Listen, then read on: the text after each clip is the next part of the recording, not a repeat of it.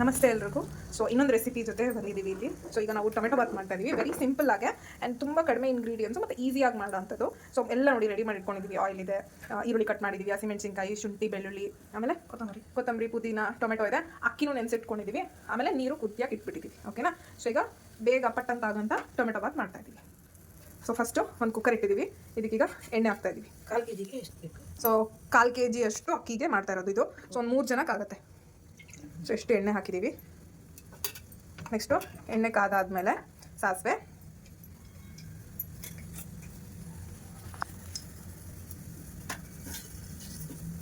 ಸಾಸಿವೆ ಹಾಕಿದ್ದೀನಿ. ಎಣ್ಣೆ ಕಾದಿದೆ ಆಲ್ರೆಡಿ. ಸೊ ಸಾಸಿವೆ ಹಾಕಿದ್ದೀವಿ. ಸೊ ಈಗ ಸಾಸಿವೆ ಸಿಡಿತಾ ಇದೆ. ಈಗ ಇದಕ್ಕೆ ಈರುಳ್ಳಿ ಮತ್ತು ಕರಿಬೇವು ಹಾಕೊಳ್ಳೋಣ.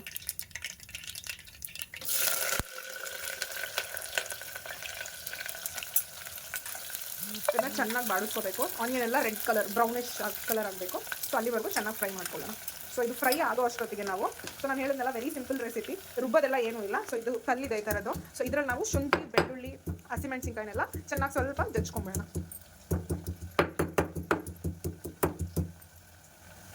ಸೊ ಶುಂಠಿ ಜಜ್ಜಿ ಹಾಕ್ತಾ ಇದೀವಿ. ಶುಂಠಿ ಜಜ್ಜಿ ಹಾಕಿದ್ದೀವಿ. ನೆಕ್ಸ್ಟ್ ಹಸಿಮೆಣಸಿನ್ಕಾಯಿನೂ ಜಜ್ಕೋತಾ ಇದೀವಿ. ಕಣ್ಗೆ ಹಾಕ್ತೀವಿ. ಸೊ ನಿಧಾನಕ್ಕೆ ನೋಡಿಕೊಂಡು, ಹೊಸದಾಗಿ ಕುಕ್ ಮಾಡ್ತಿರೋರಂತೂ ನಿಧಾನಕ್ಕೆ ಮಾಡ್ಕೊಳ್ಳಿ. ಸೊ ಸುಮ್ಮನೆ ಒಂದೊಂದು ಸ್ವಲ್ಪ ಲೈಟಾಗಿ ಜಜ್ಕೊಂಡು ಹಾಕೋದು. ಇಲ್ಲಿ ನಾವೇನು ಗ್ರೈಂಡ್ ಮಾಡ್ಕೊತಾ ಇಲ್ಲ, ಎಕ್ಸ್ಟ್ರಾ ಮಸಾಲಾಸ್ ಏನಿಲ್ಲ, ವೆರಿ ಸಿಂಪಲ್ ಫ್ಲೇವರಲ್ಲಿ ಮಾಡ್ತಾ ಇದ್ದೀವಿ. ಸೊ ಜಜ್ಜಿರೋ ಹಸಿಮೆಣಸಿನ್ಕಾಯಿನೂ ಹಾಕೊಳ್ಳೋಣ.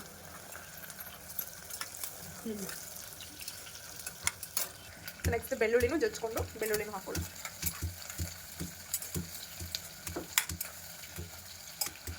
ಜಜ್ಜಿರೋ ಬೆಳ್ಳುಳ್ಳಿ.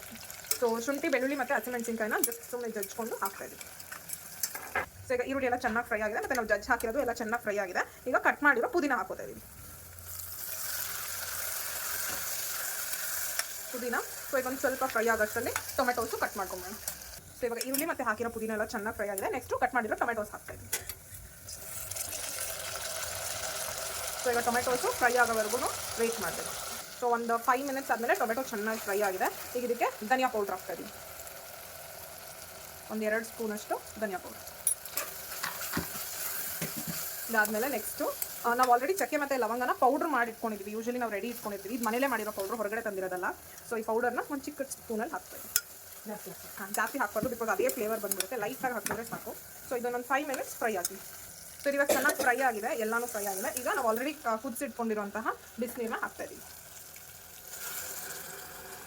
ಅದಕ್ಕೆ ತಕ್ಕನಾಗ ಅಳತೆ ಮಾಡಿ ನಾವು ಬಿಸಿನೀರು ಇಟ್ಟಿದ್ವಿ. ಸೊ ಫುಲ್ ಹಾಕಿದ್ದೀನಿ. ಸೊ ಈಗ ಬಿಸಿನೀರು ಹಾಕಿದ ತಕ್ಷಣ ಅಕ್ಕಿನೂ ಅಷ್ಟೇ ನೆನೆಸಿಟ್ಕೊಂಡಿದ್ದೀವಿ. ನೆನೆಸಿಟ್ಟಿರೋ ಅಕ್ಕಿನ ಹಾಕ್ತಾ ಇದ್ದೀವಿ.